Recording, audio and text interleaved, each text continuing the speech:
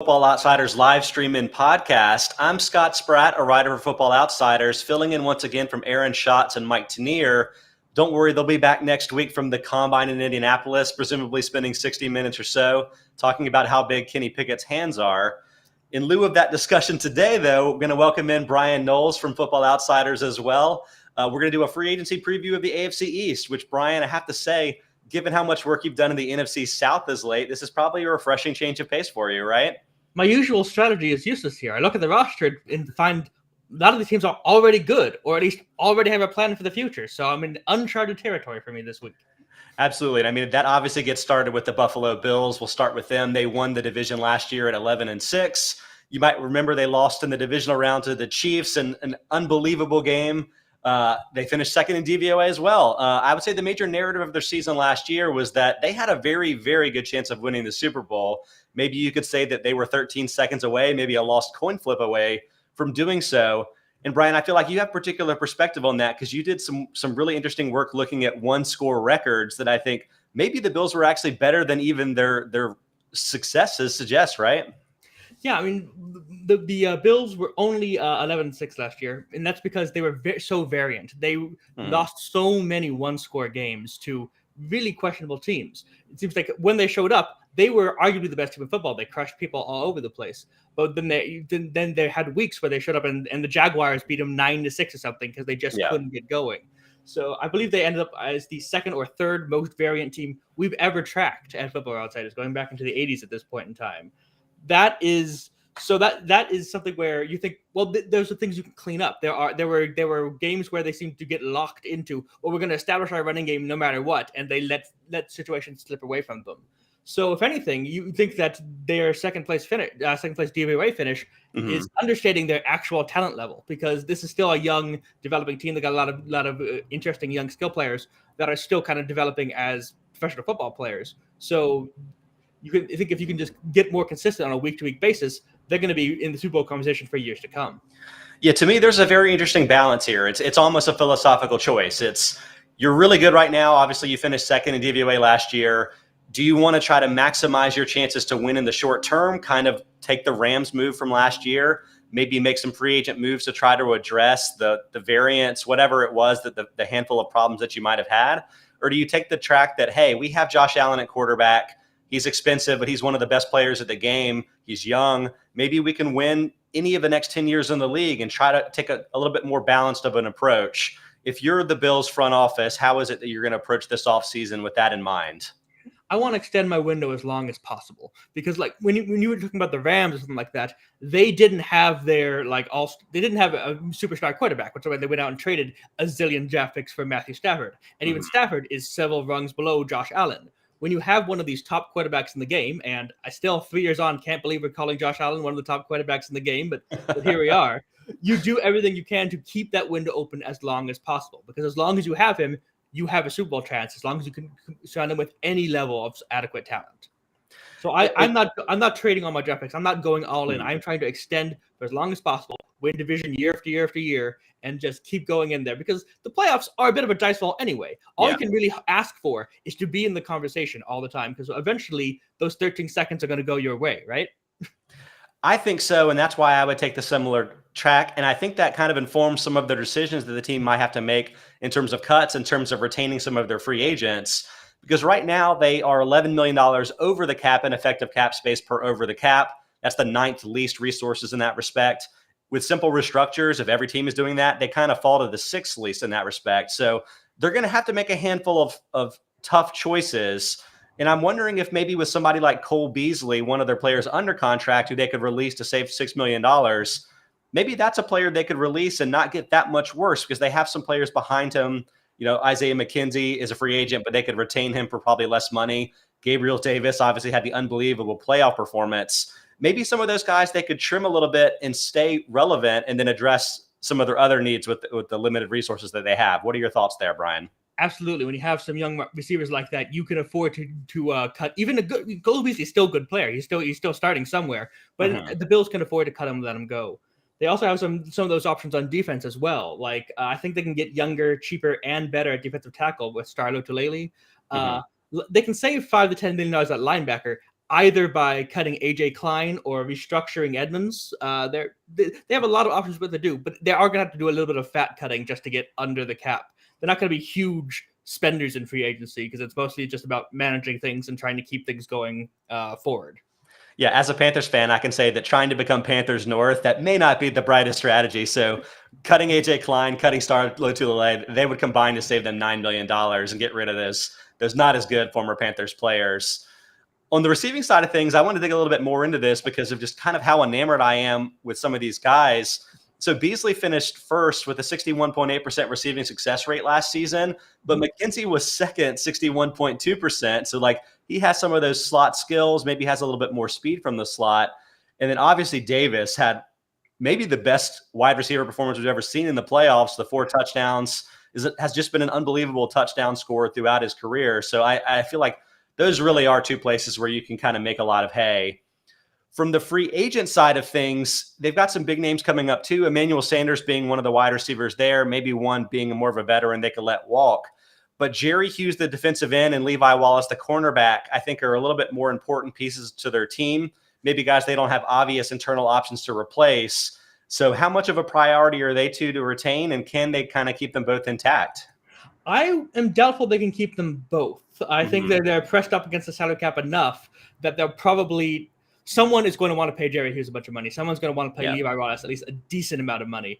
And the Bills just don't have all that much cap space without doing some really heavy bloodletting to get both of them back. I think if I had to prioritize the 2, I would try to keep Levi Wallace because the Bills did just use, I think, their first 2 draft picks last year on young edge rushers. So they have some young players who can step up to maybe replace Jerry Hughes if he ends up leaving. They don't really have the depth at cornerback. And if Levi Wallace goes, all of a sudden that becomes pretty much their most significant need, and they're going to need to find a draft pick or a cheaper free agent or something out there to replace him. I don't know how much better you're going to get than Wallace at the kind of financial level that they're at. Yeah, it's honestly, Wallace has kind of been a victim of his own success, or from the Bills' perspective, that's true because like he was a very solid second corner, but suddenly Tre'Davious White, your star corner, goes down with a torn ACL in November, and Wallace plays just as well guarding some of the top guys, ends up 7th best at the position with 5.0 yards allowed per target. White was at 5.1. So, I mean, like he was unbelievable, and I think that really ratcheted up his price tag and may have priced the Bills out of keeping him. You mentioned that they don't really have much else behind them. So Dane Jackson was the guy that got thrust into the lineup as a newbie when White was out. He didn't fare as well, 7.8 yards per target. Guys like Cam Lewis, he hasn't played much in his career. Saron Neal, neither is he, but he's also a free agent.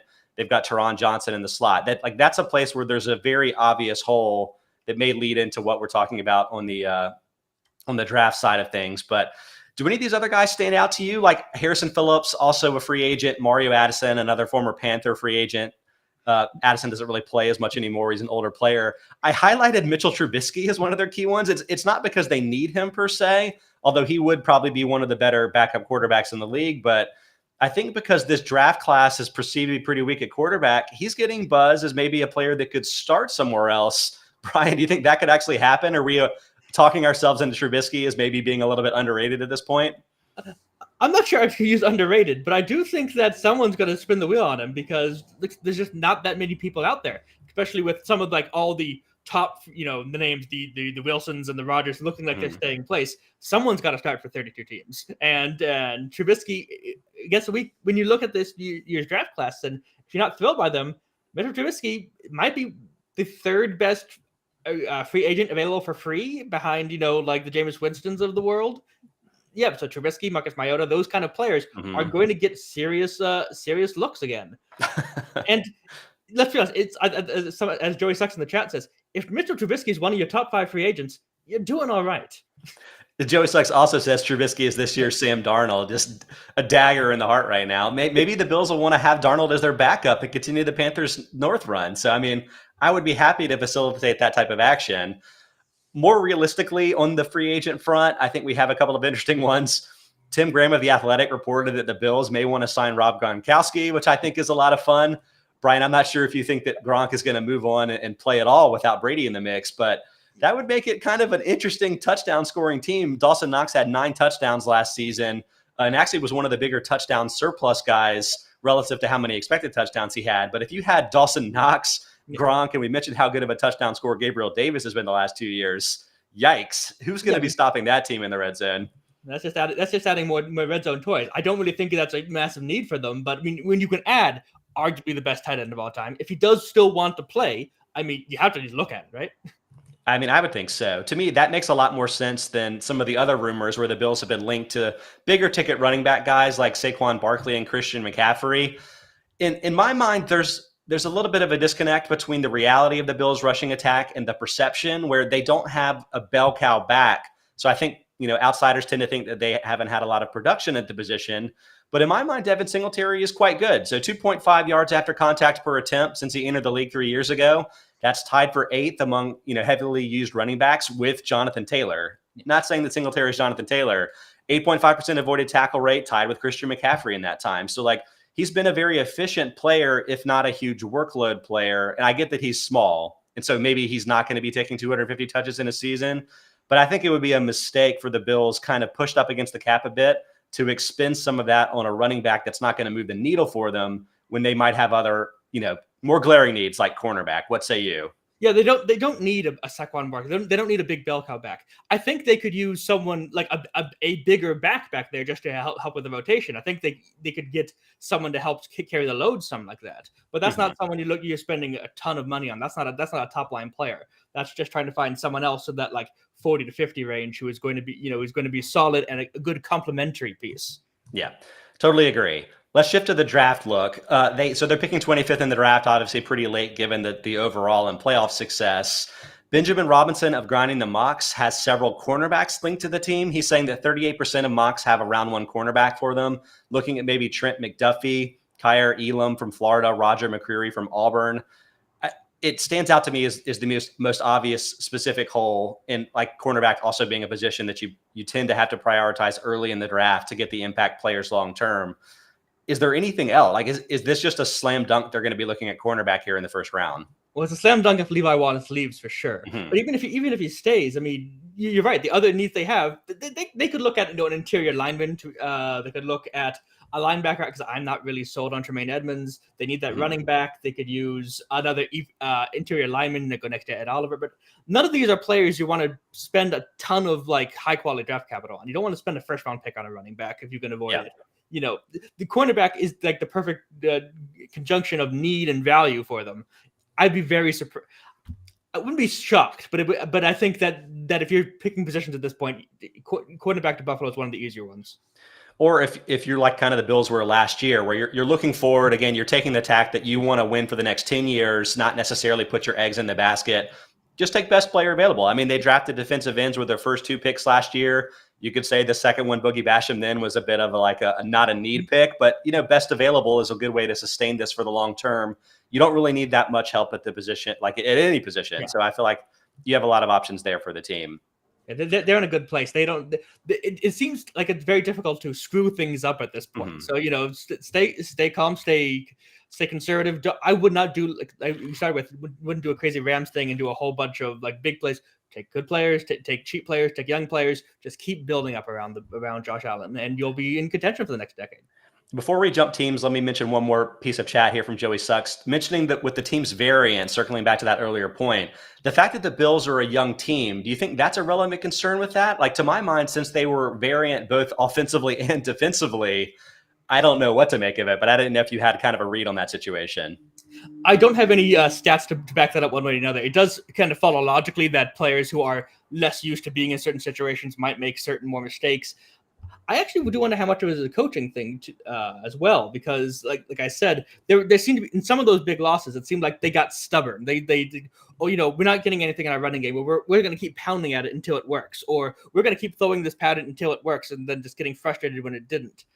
But I think when your variance is that high, it's everything. It's young players, it's coaching, it's bad luck, it's all these things combined. When you're setting records, you need more than one thing to go wrong, right?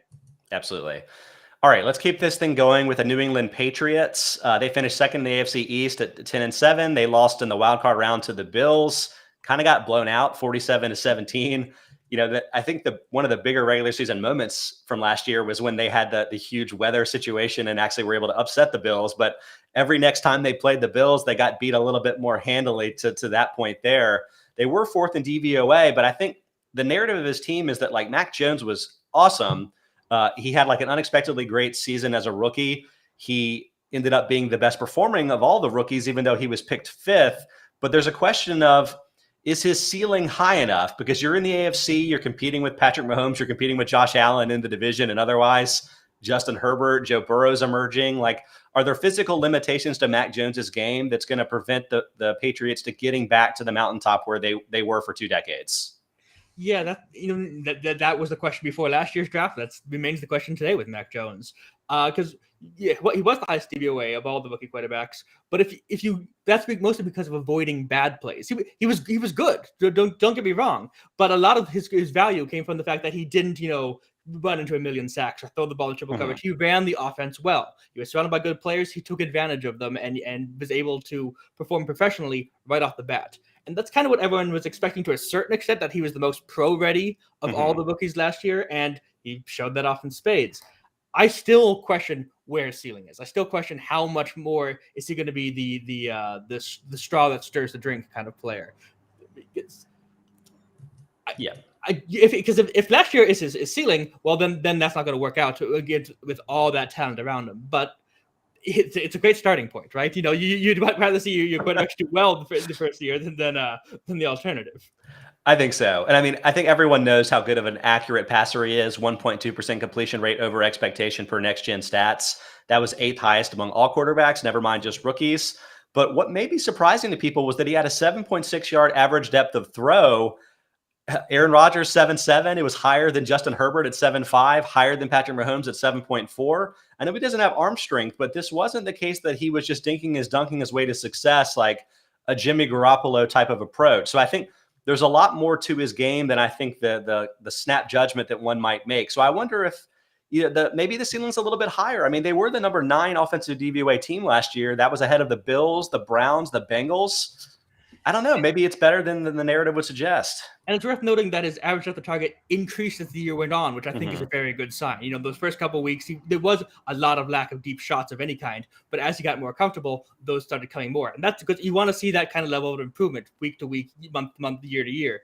And so I think that might be the most promising sign about Jones, that he didn't come out good and then stay flat like that. Like he got more involved in the offense as the year went on. Yeah. And I'm wondering if the skill talent around him may have had something to do with that as well. I think we'll probably dig into whether they can make some wide receiver improvements. But in terms of their offseason goal, I settled on that they are going to need to replace their likely linebacker and secondary losses, because if Mac Jones does maybe have a little bit lower of a ceiling, the Patriots need to try to stay good in all aspects, stay good defensively the way they were last year. And they have some pretty good guys exiting what was a top 5 defense by DVOA potentially. Among their free agents, you have Dante Hightower and Juwan Bentley, both of their starting linebackers. I don't know, you could argue how many linebackers are their starters for the team, but Hightower's been just a fixture for the team, a Pro Bowler as recently as 2019, even though he opted out of 2020. But he's going to be turning 32 in March. His broken tackle rate ended up doubling from 2018 and 2019 to 15.2% last year. And Bentley came off a career year, like a bit of a slower player, but was a lot more successful in coverage, allowing just a 59.1% catch rate after 75% plus in previous seasons. So I feel like Hightower may be aging out of being the impact player that he was, and Bentley may have gotten good enough that teams are going to spend some money on him. And I don't really know what that leaves the Patriots to do this offseason. What do you think? Yeah, I mean, I think you've hit it spot on there. But part of the problem is that you would expect them to have replacements coming up from the draft. But the draft, they have not. The Patriots have not had a lot of success in the last couple of years drafting young linebackers. That's been throughout the 20-year dynasty that they had going on. They always had the next guy up, and that pipeline has dried up somewhat. I think they're going to let both of them go. I do think both of them are going to go, but that means that they don't have the replacement already in place. I feel like, which is unusual for a Bill Belichick coach. I mean, they tried. I mean, they drafted Josh Uche in the 2nd round pick in 2020. They drafted Anthony Jennings, the 3rd round pick in 2020. Yeah. Just hasn't worked out. Uche's played 414 defensive snaps in 2 seasons. Jennings played 292, missed all of last year on injured reserve. I think injuries have probably had a lot to do with their not working out, but it's going to be tough. I mean, they have a little bit of cap space, 5 million effective space at the moment, but with simple restructures could get up to 34 million. That's bottom 10 though. So it's like this team is not as flush as you might want. And they have some blue chippers hitting free agency. Even if Hightower isn't that anymore, you've got Trent Brown, the right tackle, hitting free agency. Tackles always go for a premium when they make it this far. JC Jackson, I think you can make a case as the best cover corner in football at this point. He's high on the list at least. You have Devin McCourty, who may be retiring, but another fixture with the team. There's a lot of guys here. I don't know who it is that you think would be the number one priority, but I think it might be surprising to people that Hightower may not be it. I'm most concerned about the secondary. The fact that J.C. Jackson not only is a free agent, but there seems to be very little talks between him and the Patriots. Mm-hmm. I'm not stunned that Jackson's going to go to free agency to get the test on market because Bill Belichick does like doing a lot of players. But I think they've got to pay. They've got to find a way to pay to bring him back. I think they need that kind of top cover corner to help make their system work. We saw the defense slide off down the stretch last season, and I think they need to bring back. I don't think they can let Jackson and McCourty go and start almost from scratch in the secondary. They need to do something, whether it's bring Jackson back or maybe look for a Charvarius Ward kind of type, but something. They need to bring in a talented player at cornerback, and they have one. And I'm surprised that there hasn't been more talks between them and Jackson before free agency has started. I'm definitely more worried at corner. ESPN's Mike Reese is saying that he doesn't expect the team to franchise tag Jackson, which I think is a little bit of a surprise. I don't know. I'm less worried at safety, where who's the second-year safety that they got from Lenore Ryan? I'm blanking on his name right now, but that's they've had some guys emerge there a little bit younger to kind of play the replacements. But I mean, they've just lost Stephon Gilmore at corner last year too, and so you lost two incredibly good cogs to the team that, in my mind, were kind of the strength of the defense that was top 5 in DVOA, as mentioned, and they're not going to necessarily have the guys on the back end to make life easier everywhere else on the defense. To make things worse, they lost Gilmore for basically nothing. A mid-round pick does not seem like adequate recompensation. So if they lose him for a third-round pick and then J.C. Jackson for nothing, that is a lot of talent going out with not much in return. I was briefly thinking, maybe they could do some kind of NBA-style sign and trade, you tag Jackson and send him to Atlanta for Calvin Ridley or something and give more weapons for Mac Jones. But then I remembered Atlanta doesn't have any money, so that's not going to work. But it's sad but true. You can't just let Jackson go for free. You have to do something with him, I think. I'm very surprised they're not tagging him. You're bringing up wide receivers here. The real useful title mentions what? How can anyone improve over Nelson Aguilar? Sarcastic comment there in case anyone didn't catch up on that. I caught it, just to be clear. Actually, he was high on my list of potential cut candidates for the team. He would save the team $5 million if they released him. I think that's kind of a no-brainer. I think releasing Henry Anderson, the defensive end, who doesn't play a ton, would be a kind of a no-brainer. But they do have a couple of contributors that might surprise people as cut candidates. Number one, in my mind, being Shaq Mason, the starting right guard. He had a 1.3% blown block rate last season, which was the second best on the team, and also top 10 among all guards. But they may need those $7 million, especially if they want to try to work out a long-term deal with someone like Jackson. It's a tough balance because you don't want to make life any harder on your second-year quarterback who maybe needs more help than some others than you want to. But they've got some holes to fill and they don't have a ton of resources to do it. So I wonder if maybe given the broader stability on offense, that might be a place they go.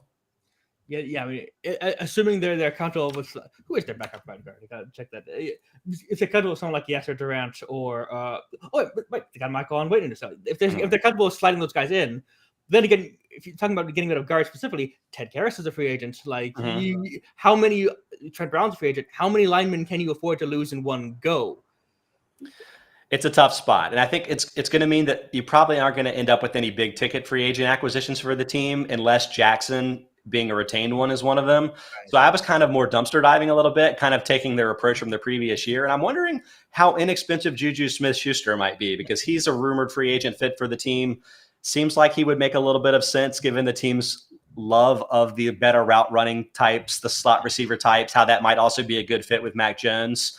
And I'm wondering if his market might be a little bit depressed because his DVOA has really kind of nosedived over the last 3 years or 5 years, honestly, from his peak at 37.3% DVOA in 2017 to 4.4, negative 11.3, negative 10.0, and negative 34.7% last year.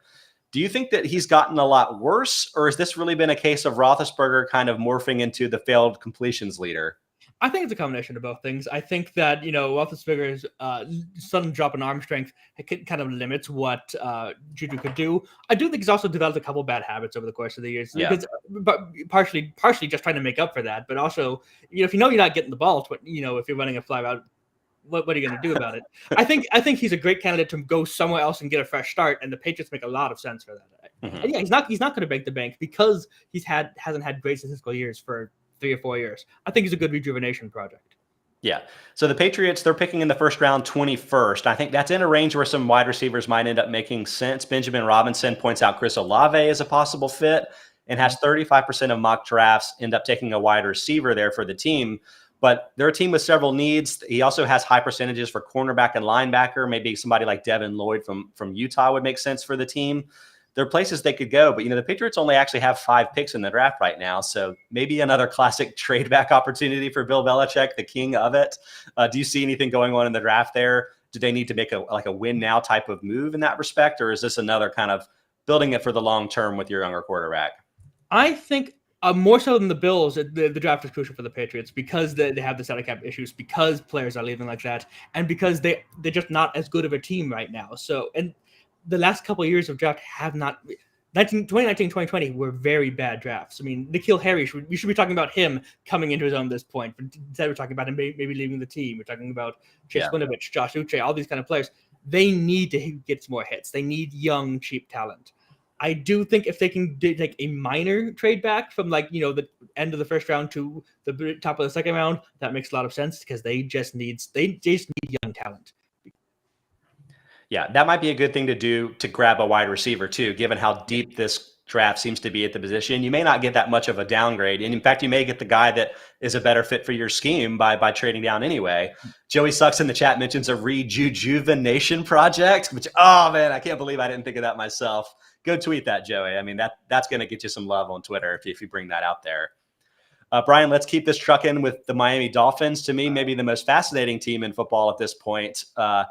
They finished third in the AFC East, but 9-8. This is a little bit of a discrepancy here between their 25th ranking in DVOA, but they won 8 of their last 9 games last season. So I think you could read this multiple ways. And so I would ask really, what was true about the narratives for this team last year and what is just kind of drama? So you have the fact that they won 8 of those last 9 games, but faced kind of a who's who of not the best quarterbacks from, Tyrod Taylor to the Cam Newton, PJ Walker platoon to Joe Flacco to Mike Glennon to Ian Book, everyone's favorite. I don't know.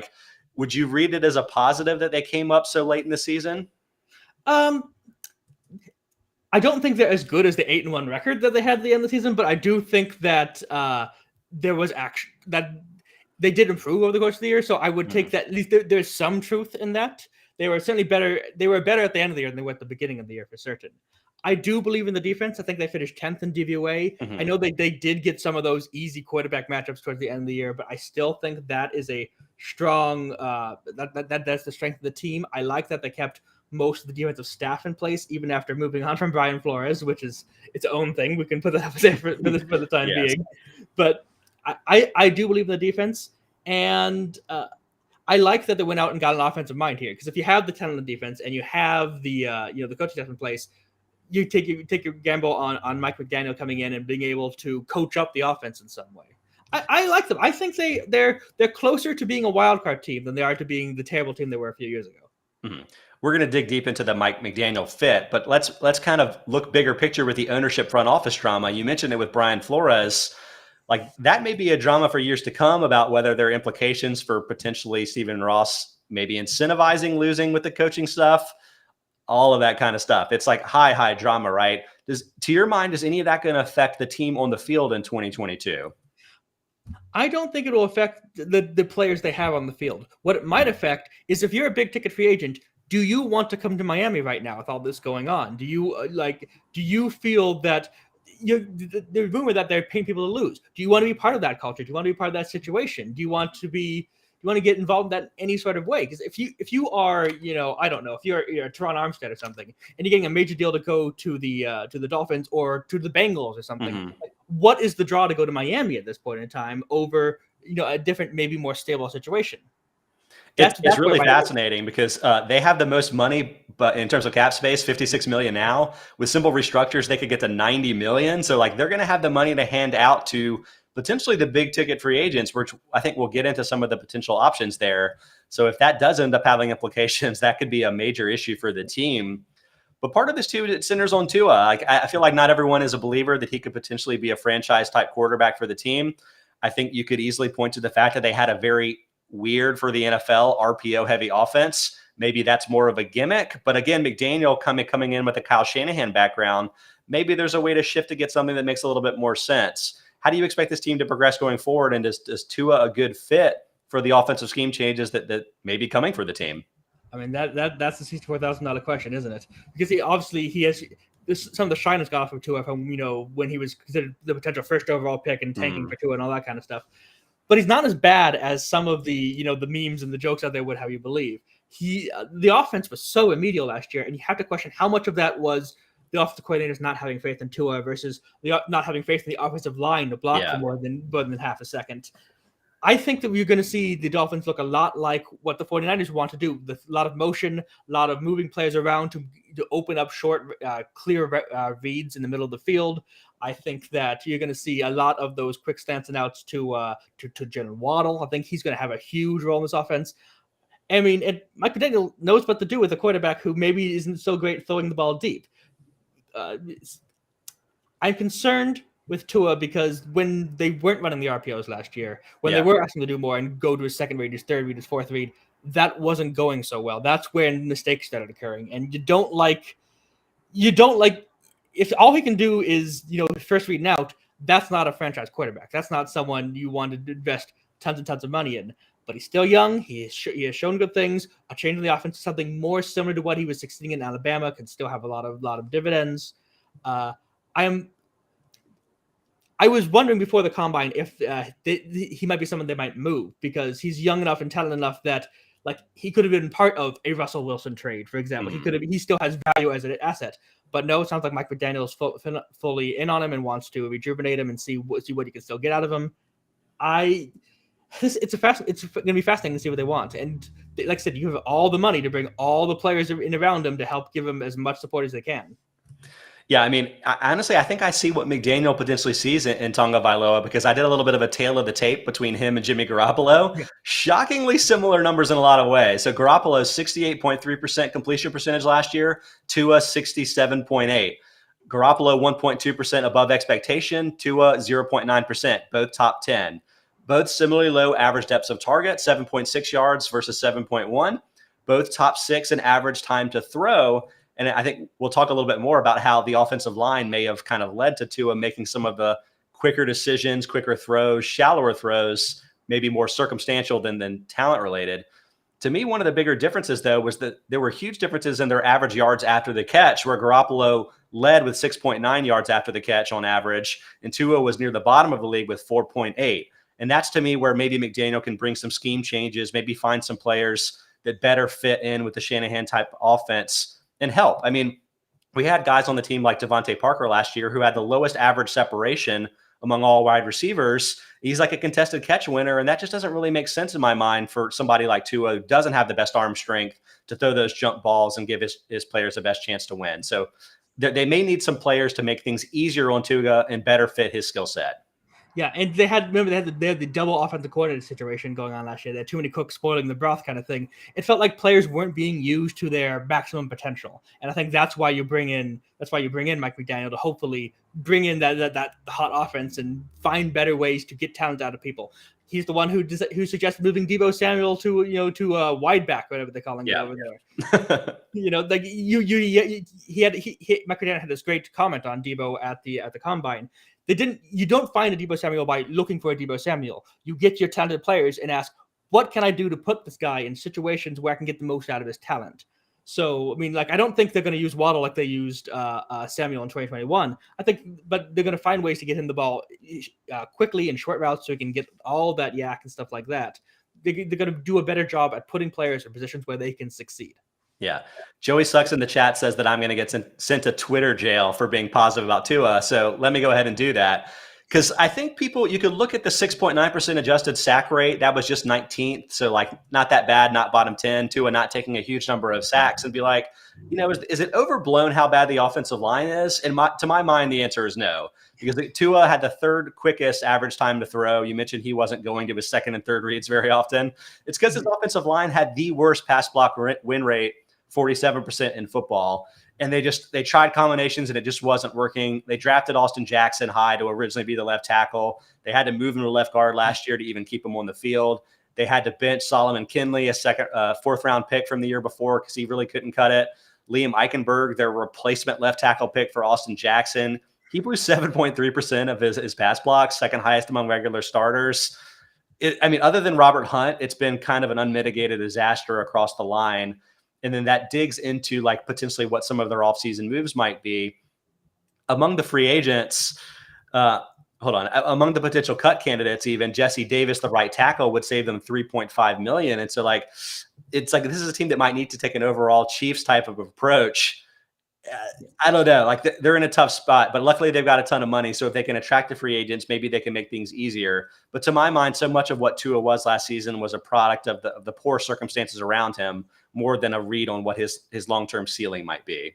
Yeah, it's really hard to judge him when you consider that he had possibly the worst offensive line situation outside of maybe Chicago or something like that. There was nothing there. And it's been a problem for multiple years in Miami. They keep waiting for, they were trouble, but they're young. They'll improve. Well, sometimes bad young players just become bad old players. The development is not always there. They've got to come in.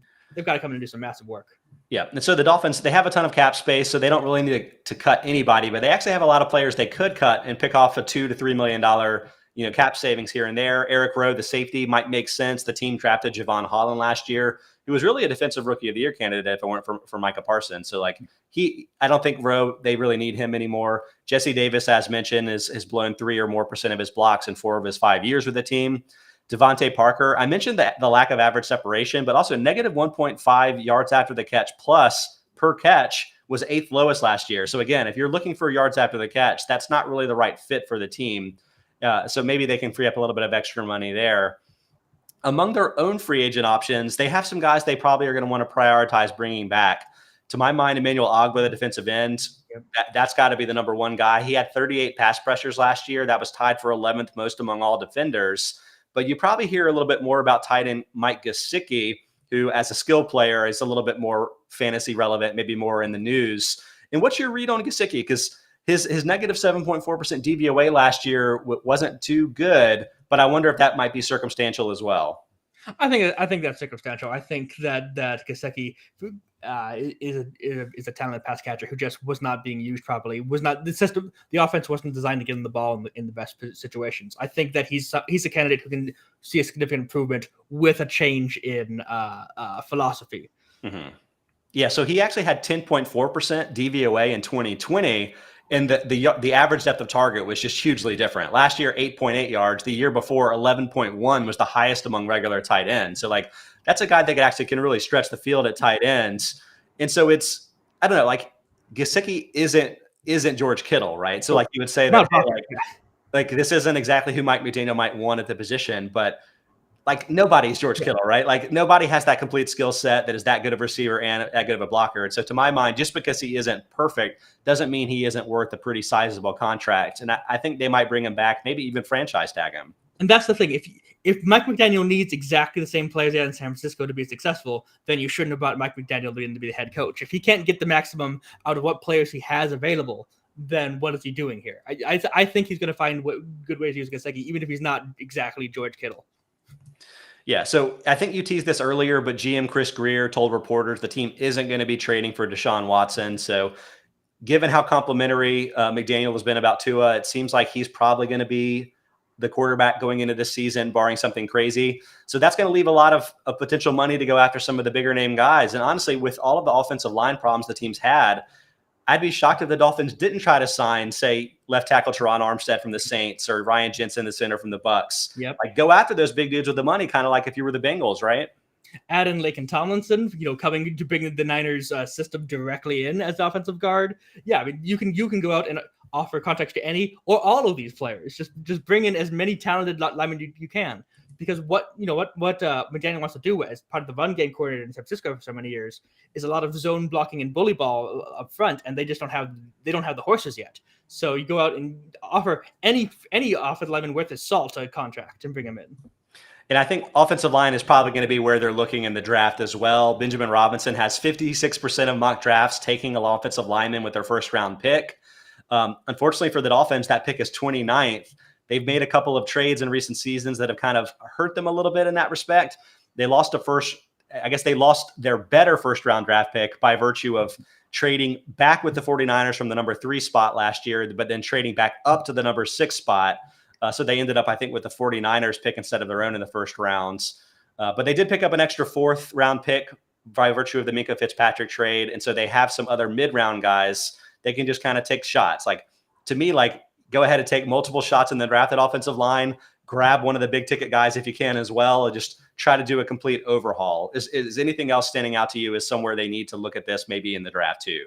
I do think they could use a wide receiver as well, because they have the speed guy in Waddle and they have a potential deep threat in Parker. They could use them like a mid-range possession guy, just to give a different skill set kind of thing.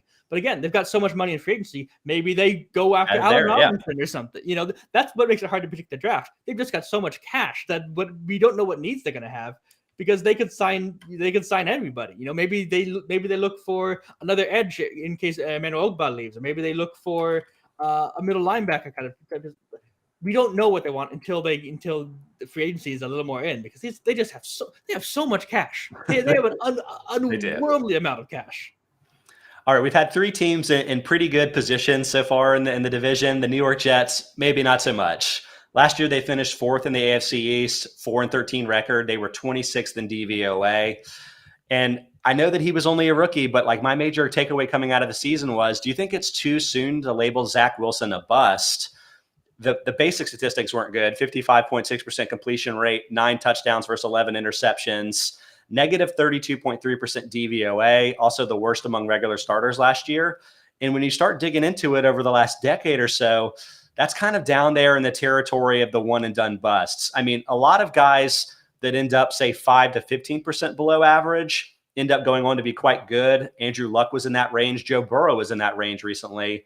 Derek Carr as well. But when you get below that 25%, you're kind of down there with your Geno Smiths, your Deshaun Kaisers, your Blake Bortles of the world. And I don't know, what do you think? Are we jumping to conclusions here with Wilson, who wasn't a particularly bad situation maybe? But I don't know. What are your thoughts? I don't like writing anyone off, especially a high, the number 2 pick in the draft after just one season. 2021 was very, very bad. I mean, the bottom 10 among rookie quarterbacks in recent years. Yeah. And what worries me most is that there were highlights. There absolutely were highlights, but most of them came out of structure. He's running away from the blitz and throwing a ball 50 yards downfield with that great arm strength, and then it's dropped because the Jets had no talent anywhere on the team. He didn't do much in structure. He didn't do much, just drawing back and making his reads and going through his progressions. That concerns me, because the Sandlot ball is great and fun, but if you can't do the bread and butter, that's what made Mac Jones such a good quarterback here in his first year. He could do all the little and basic things over and over. That's how you build consistent success. And Zach Wilson couldn't do that. You look at some of the other quarterbacks who struggled as a rookie. Trevor Lawrence could go through those progressions, made plays. He tried to do too much, but you could see him working in the structure. Trey Lance in his limited action did that. Zach Wilson, it was draw a play on a napkin and see what happens, and that worries me quite a bit. He needs to take a significant jump here between year 1 and year 2.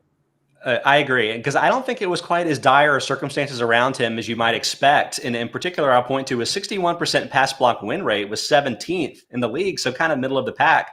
That was actually ahead of the Buccaneers, the Colts, and the Cowboys, teams that I think we perceive as having these really good offensive lines, but I think underscores how big of a piece of the equation the quarterback is in getting rid of the ball quickly and making quick and good decisions. And Wilson held onto the ball. I mean, he had a 3.0 average seconds to throw on average. So this is the 3rd highest in the league. And that, I think, led to him taking a lot of his sacks. Now, I think you probably can question like how open his receivers really were. I mean, that could potentially be a big factor in his ability to get rid of the ball quickly. And to my mind, that kind of is the number 1 goal this offseason. Assuming that you can't hit the full-on reset like the Cardinals did a couple of years ago, and I don't think the draft picks in this class make that an option, even if you really wanted to go there. you've got to do the best you can to upgrade the offense and kind of be able to fully evaluate Wilson this season, so you're not stuck in that Sam Darnold limbo for multiple years of question development. They started that track last year. I think they had their mind in the right place, but it didn't go quite as well. Elijah Moore ended up being hurt a good bit. Corey Davis, their big ticket free agent, missed the second half of the season with core muscle surgery, but also wasn't as good as he was in his career years last year with the Titans. So even if you get better fortune from those guys, I think you're looking to upgrade for pass catchers one way or another, right, Brian? Definitely. I mean, and they spent so much of their draft capital and resources last year on bringing in offensive players, and it worked a little bit. They did climb to 22nd in DVOA. It wasn't they weren't as bad as they had been in years past, but they were just climbing up such a large hill. You do need so many. You need more pass catchers. Tight end and wide receiver, and for that matter, guard are immediate needs, as opposed to there are other places where you can upgrade over bad edge rushers or cornerbacks. But no, they just need warm, talented bodies at the pass catching positions.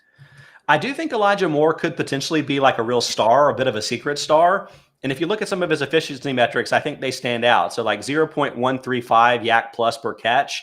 Yeah. That was 13th highest among regular wide receivers, just between DJ Moore and Amon-Ra St. Brown. But I think the fact that he didn't play the full season to put up the bigger numbers, maybe didn't get the bigger touchdown totals, it didn't quite pop the same way that, say, St. Brown's late season rookie year did.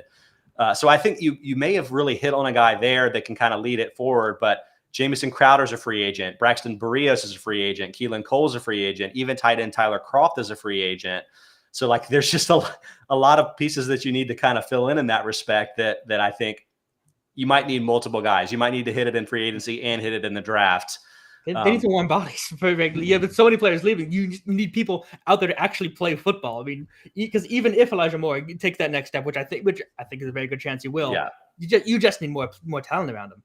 Yeah, luckily they have a lot of resources. They're not quite Dolphins flush with money, but they're fifth most in current effective cap space, would be sixth most with simple restructures, and have a handful of guys they can cut. Like they've already released Shaq Lawson and gotten that $9 million back, but you could cut Sheldon Rankins, defensive tackle, to get $5.5 million. You could cut Greg Van Roten, the right guard, and get $3.5 million. And he had a 4.1% blown block rate last season, was the second highest among regular non-tackles. That makes sense. You've got some backups like Ryan Griffin and Justin Hardy that you could cut. So I think there's some ways to end up with quite a bit of money. But surprisingly, for a team that didn't quite finish as well, the Jets also have a handful of maybe bigger ticket guys that they would prefer to keep. And to my mind, that kind of starts with Marcus May, the safety, who the Jets absolutely killed it with that Jamal Adams trade. They got the draft capital, and then May was ready to go. In 2020, he was top 2 in both coverage success rate and in yards allowed per target among safeties. But this kind of became a bit of a sticky situation when they brought him back under the franchise tag, couldn't work out a long-term extension, and then May ends up rupturing his Achilles back in week 8. And now I wonder, is May going to be too frustrated with a contact situation and all of that to maybe want to come back to the team? You think, are there outside factors here that are going to make them unable to keep him, even if they have the money to do so? I think if a contender comes calling, right? If a contender comes calling with a comparative contract, then I think it does not feel to me like May has an incredible love for playing with the Jets. It's not like, oh, this is the team that gave me a chance and so on and so forth. I think if someone comes knocking with a better situation, that the Jets are going to have trouble keeping him. I do think they can match any offer out there. Maybe Robert Saleh has developed this great relationship with them. I don't know, but it's hard to keep players when you're not very good, because there are the siren call of playoffs and Super Bowl appearances are out there. Yeah. So the Jets have a couple of other offensive line free agents: Morgan Moses, the right tackle, and Laurent Duvernay-Tardif, a right guard.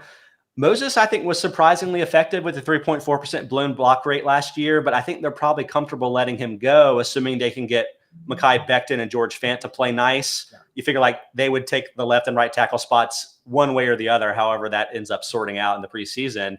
Duvernay-Tardif is interesting because he's currently practicing medicine in Canada, so there could be some weird logistical COVID-related factors about how quickly he could get back to the team.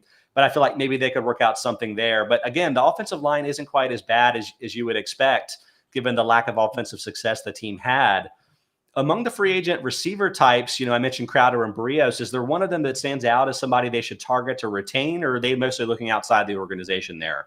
Of the two, I like keeping Berrios because he also has a significant special teams value. But I don't think either of them are the not make or break players. Let's Yeah. put it that way. I mean, it'd be nice to bring one or two of them back, but it's not going to be the end of the world if either of them go. But of the two, I keep Rios. I would too. Like the all-pro kick returner is great. He's also 3 years younger, 26 versus 29. And by the way, Barrios, 4.1 average yards of separation last year was the second highest among qualified receivers. I was a little stunned to see that. And I know that running slot routes all day makes it easier to have that separation.